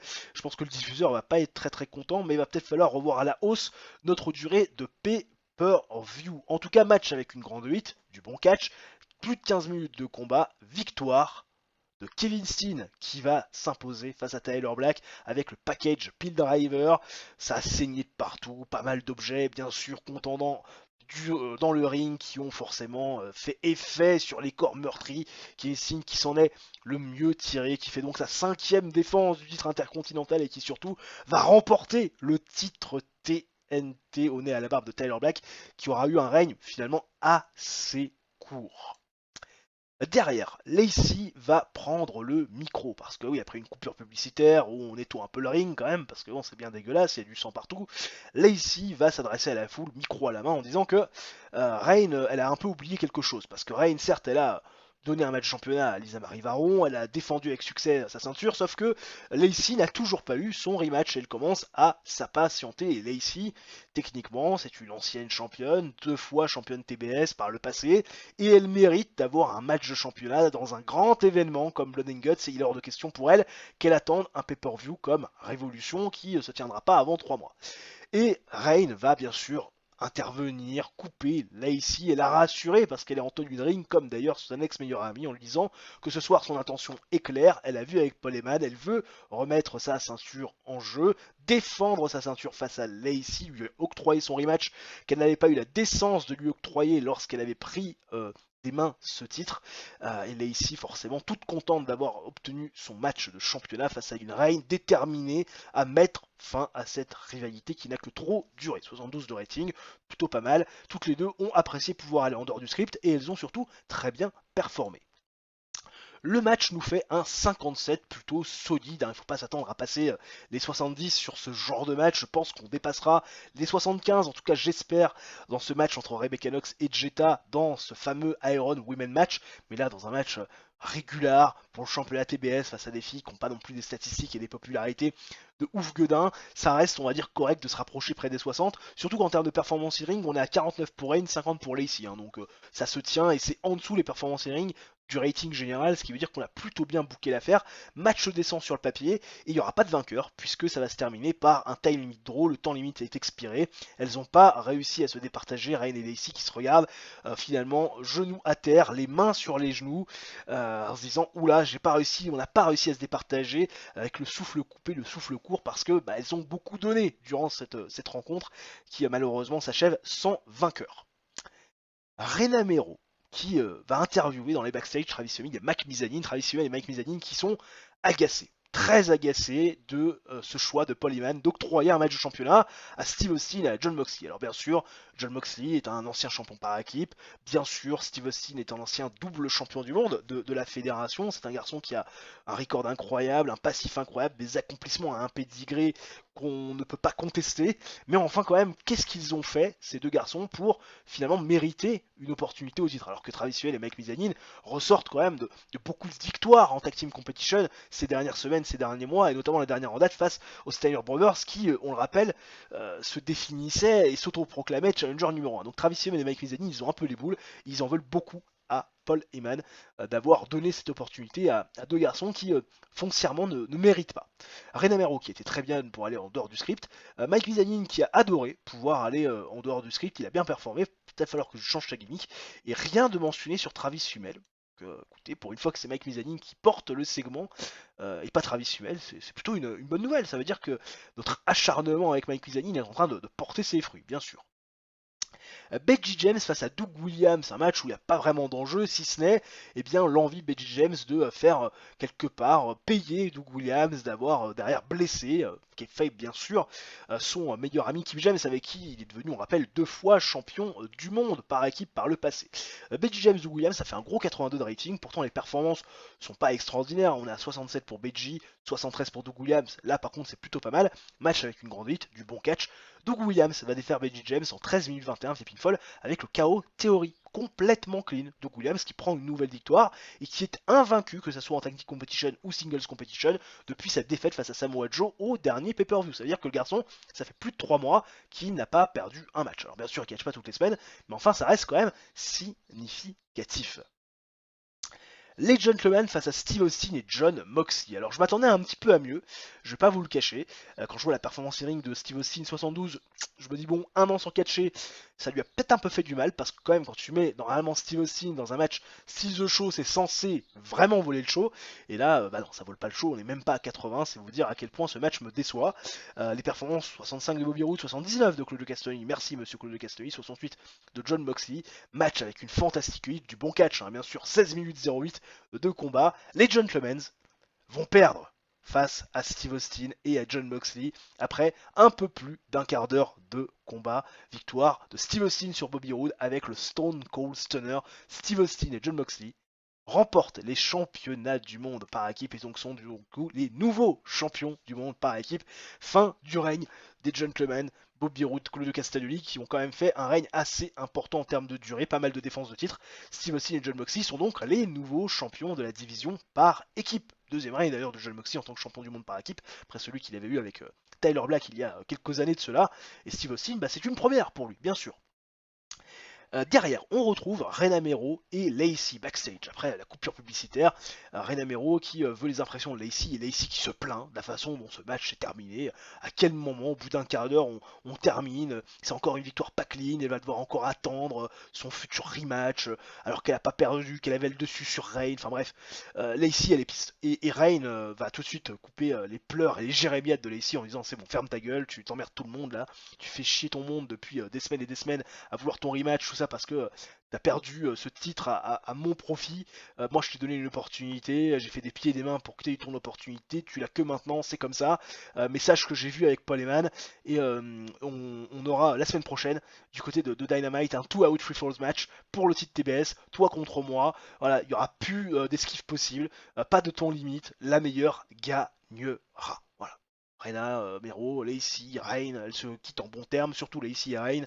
En tout cas, surtout d'accord avec le fait qu'il va falloir mettre fin à cette rivalité la semaine prochaine à Dynamite, c'est-à-dire dans l'épisode 71. Jetta face à Rebecca Knox, ça fait un énorme 78. Oh là là là là là là. Ah, tu vois, moi qui visais 75, 78, ça me fait grandement plaisir. Match bon sur le papier, alors pas forcément de hit parce que c'est un Ironman match. 30 minutes de combat, grosse pop, grosse intensité, des prestations notamment de Jetta incroyables à 74. Rebecca Knox c'est un petit peu plus à la traîne, 57 on a du mal à lui faire passer les 60 alors que fut un temps elle tutoyait et même dépassait ces fameux 60 de performance in ring. Alors peut-être qu'elle n'est pas tout à fait à l'aise dans ce genre de match, mais enfin quand même, match bon sur le papier, 30 minutes de combat et de victoire par 2 tombées à 1, oui c'est marqué, de Jetta qui fair and square parce qu'il n'y a pas eu d'intervention, tout le monde était banni ringside, va remporter et défaire surtout Rebecca Knox pour conserver son titre mondial féminin. Jetta fait donc sa 3e défense de titre. Le public estomaqué, Jetta, fair and square, a battu Rebecca Knox. La marche était trop haute pour celle qui admirait Jetta lorsqu'elle était encore en dehors de la All Elite Wrestling. Jetta est donc toujours championne et la storyline Made in UK s'arrête avec ce segment. On se retrouve ensuite backstage avec Ric Flair qui va avoir un argument plutôt costaud avec les autres membres des Gentlemen, Tyler Black, Claudio Castagnoli et Bobby Roode. Ric Flair il est furieux de voir Tyler Black perdre le titre TNT, d'avoir vu Claudio Castagnoli et Bobby Roode perdre le titre par équipe face à John Moxley et Steve Austin qui sont même pas à proprement dit une équipe, hein. Ils sont une équipe de circonstances et pourtant ils ont perdu les titres. Ric Flair il se montre très dur à l'encontre de Tyler Black, de Claudio Castagnoli, de Bobby Roode, il pète un plomb. Maryse qui essaie de raisonner un peu Ric Flair, que ce dernier voilà, c'est pas la zizanie dans ce groupe parce que Maryse quand même a fait venir Ric Flair à la place de Kevin Nash, a fait remplacer Ric Flair, enfin Kevin Nash par Ric Flair. Donc c'est vrai que Maryse elle est pas trop à l'aise avec la situation et Ric Flair qui va demander à Tyler Black, Claudio Castagnoli et Bobby Roode ce soir de prendre de la graine de ce qui va se passer dans le main event parce que Ric Flair, bah, lui va gagner son match et espère que ça va remettre tout le monde dans le droit chemin. Voilà, Ric Flair est très agacé, très énervé. 82 de rating, dans tous les segments, avance, gagne de la hit, enfin toutes les storylines, ça avance, ça gagne de la hit. Parce que c'est bien. Voilà, c'est cool, très bien. Katsushika Okada face à Gemstorm, c'était le match, on va dire, compétitif de la soirée, il n'y avait pas d'enjeu particulier, comme d'ailleurs pour Becky James et Doug Williams, hein, c'est juste du bon catch, de la bonne action. Et bah écoutez, 77 de rating, ça aurait pu être un peu mieux, les performances sont bonnes, hein, 75 de Gemstorm, 82 de Katsushika Okada, victoire de Katsushika Okada bien sûr sur Gemstorm, 14 minutes 08 de combat, via pinfall, le match était superbe avec une grande hit, Katsushika Okada continue à prendre du momentum, serrage de pince derrière à la fin du combat entre Katsushika et Gemstorm, qui voilà, avoue la supériorité d'Okada, il a été battu par plus fort et clairement ça souffre d'aucune contestation. Barbara Kinan, Lacey Van Lerich et Brooke Adams qui font un petit segment léger, un bikini contest, victoire de Barbara Kinan durant ce segment voilà, qui permet à la foule de décompresser avant le main event qui s'ensuit, qui nous fait un énorme 79 avec Ric Flair. Hein, voilà, à un moment donné, faut. Bravo Monsieur Chris Benoit, c'est-à-dire qu'il catcherait avec un balai, ça serait pareil. Hein. Enfin, bon, Ric Flair hein, en 2009, voilà, vous comprenez bien que c'est plus la grande forme. Et Chris Benoit face à Ric Flair, match fantastique, descend catch. On est sur du 13 minutes 13 de combat. Hein. On rappelle, c'était un match de soumission. Chris Benoit va battre Ric Flair. Ah oui, après lui avoir appliqué ce sharpshooter, Ric Flair qui a essayé, qui a résisté, mais ça en a été trop. Il a fini par taper. Alors que les Gentlemen étaient présents, Bobby Roode, Claudio Castagnoli étaient présents sur la rampe du ring, Tyler Black aussi, mais ils ont à aucun moment aidé Ric Flair. Ils ont voulu prendre exemple sur Ric Flair qui a perdu fair and square, comme eux d'ailleurs. Et lui, bah, du coup, perd son titre mondial, ce qui permet à Chris Benoit de remporter le titre principal de la fédération et de devenir pour la deuxième fois champion du monde de la All Elite Wrestling. Performance de 50 de Ric Flair. C'est très moyen, ça reste sur les prestations de Kevin Nash et encore, même en dessous de celle de Kevin Nash. Chris Benoit, quant à lui, fait un très bon 79. Et la storyline avance, bien sûr, avec ce segment, hein, bien sûr, Chris Benoit face the Nature Boy. Vous imaginez bien que ça va avancer avec la qualité de ce match-là. 79 donc de rating au total, on a meilleure de popularité dans les 12 régions où nous sommes diffusés. Je vais bien évidemment, je pense, féliciter. Qui je pourrais féliciter? Jetta, bien sûr. Je vais lui faire un hug. Je vais féliciter aussi Chris Benoit. Ouais, je veux dire, c'est une très bonne performance. Et je vais donner des encouragements. Non, je félicite aussi Okada. Je vais lui faire un hug à Kazuchika Okada. Voilà. J'ai pas envie de donner des encouragements à Steve Austin parce qu'il va pas bien le prendre. Donc du coup, Jetta a paru contente. Chris Benoit a paru contente. Katsushika qui est paru content aussi. Très bien. Tout le monde a paru content. Très bien, hein, moi ça me va. Hein. Quand c'est comme ça me va. Donc on va partir du coup dimanche de la dernière semaine. Bien sûr, c'est évident. Dimanche de la dernière semaine, dernier jour du mois. Alors que W Blood and Guts, hein, voilà, 13 593 fans. Apparemment le show, voilà, c'était de l'or le show. Le show c'était de l'or. Bah, bien sûr que c'était de l'or. L'importance, bien sûr, de Blood and Guts qui passe en above average, hein, comme d'ailleurs tous nos pay-per-view, et 3.87 de TV rating. Oh là là, 3.87 de TV rating. 2 908 000. Ouf, ouh, ça fait mal. Oh, ça fait mal. Je crois qu'on a jamais fait ça, hein. Je crois que c'est le record. Hein. 3.87. Ah ouais, effectivement. Pas mal. Belle réussite ce pay-per-view. Très très belle réussite, on espère d'ailleurs. Alors que Brian Danielson s'en va demain pour se combattre et préparer son combat de MMA, on espère que on aura aussi une bonne nouvelle avec le bilan économique du mois, alors qu'on a le beau profil de Matt Hardy. Les Hardy Boys, c'est pareil, ce sera intéressant de les recruter. Seulement, bah, on en a un qui est à la WWE, l'autre qui est à la TNA. Peut-être que les contrats ne se terminent pas au même moment. Ça fait peut-être compliqué d'avoir les Hardy Boys. Mais c'est vrai que sur le papier, qu'est-ce que ça serait bien de pouvoir avoir les Hardy Boys avec nous au sein de cette fédération. Voilà, carrière débutée en 92. Vous imaginez quand même 92. Et les mecs sont toujours là en 2024. Hein. Ça fait 32 ans quoi. Ça fait 32 ans. Bon, ça peut arriver. Bon, les news. Ok, beaucoup d'offres, beaucoup d'offres, beaucoup d'offres. Le contrat d'abord de Becky Bélez que j'avais oublié de renouveler. Complete contract bien sûr. Voilà, à un moment donné, il faut pas déconner. On va lui assigner une position au sein du roster. Parce que forcément, j'avais oublié de la re-signer, hein, de la reprolonger. Voilà, manager, ça ira très bien. Donc qu'est-ce qui se passe? Parce que j'ai beaucoup de nouvelles là en ce 1er décembre. Et Generico qui termine sur sa tournée, la GPW qui fait une offre à Katsushika Okada. Normalement c'est de la tournée. Voilà, c'est que de la tournée. Alors on espère que Katsushika Okada va pas non plus s'en aller trop longtemps. Brian Danielson l'a si fort. C'est quoi si fort? Alors normalement Brian Danielson il est loyal, hein. Oui, donc ça doit être ça. Ça doit être ça, c'est juste une extension de contrat. La si fort c'est pareil, c'est de l'extension de contrat. Oui d'accord, Dragon Gate. Ouais, non, très bien. Kazuchika Okada, ça doit être pareil. On sait que c'est de la tournée. Le Generico, ça doit être de la tournée aussi. Il n'y a aucun moment où, de toute façon, ce genre de fédération propose des contrats signés. Voilà, c'est que de la tournée. Très bien, parfait. Ouais, et Natalia aussi qui voit la RWGP lui offrir un contrat. Je sais pas ce que c'est que cette RWGP, c'est quoi ça? Ok, ça date de septembre 2009, c'est une fédération basée au Japon. Et Brian Danielson qui commence son entraînement de MMA qui reviendra dans 6 mois. Voilà. Merci Brian Danielson. C'était sympa. Donc du coup, le bilan financier, 189 000. 189 000 dollars de profit. Ah ouais, ah ça rigole pas. Là, c'est une progression assez impressionnante par rapport au mois dernier. Si on compare par rapport au mois d'août, on avait fait 5 shows, hein, je rappelle. Là, c'est clairement, c'est 78 000 dollars de mieux. On est sur une progression assez extraordinaire, sachant que ce mois-ci, contrairement au mois d'août, si je dis pas de bêtises, on n'a pas fait tous nos shows dans le Midwest, là on est plus populaire. C'est dire à quel point on commence à avoir de la marge et à quel point on va faire du positif chaque mois de manière assez importante. Bon, PPV revenu, on sait qu'on n'a toujours pas de PPV revenu, c'est pas pour l'instant prévu. 696 000 dollars de tickets vendus, hein. Là, on bat tous les records, hein. TV revenu 368 000, donc c'est-à-dire un petit peu plus que les mois précédents, et d'ailleurs même que le mois d'août, c'est vous dire à quel point, voilà, mais en même temps c'est normal, on a un diffuseur en plus. 319 000 dollars de revenus sponsors, très bien. 79 000 dollars de marchandises vendues, donc on est en train de stabiliser hein, par rapport au mois de septembre, au mois d'octobre. On avait fait un step, on le rappelle, au mois de septembre par rapport au mois d'août. J'ai l'impression que tous les 3 mois on fait un step, ce qui est très bien. Le coût des workers, 459 000 dollars. C'est un peu moins qu'au mois d'août. C'est bien aussi, on a économisé. Bon, tu me diras, on se prive pas, hein. Quand on doit utiliser, on utilise, hein. Le coût des shows a un petit peu augmenté. D'ailleurs, c'est le mois où ça a le plus augmenté. Je pense que c'est même le record. Ah non, quoi que j'ai vu un 246 000 en janvier. Ah bon?